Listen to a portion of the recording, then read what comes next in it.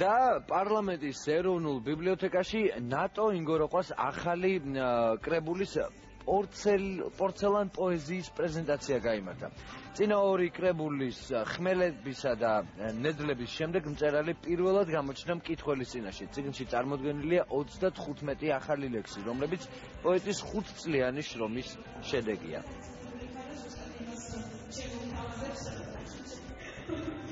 ავტორი ყველაზე კარგად გრძნობს თავისი ლექსის შინაარსს და ბუნებას და მგონია რომ ეს ჩემი ბოლოდროინდელი ლექსები ძალიან გავს ფაიფურს და იმედი მაქვს რომ მკითხველი რომელიც ყავს საბედნიეროდ ჩვენს ქვეყანაში ლექსს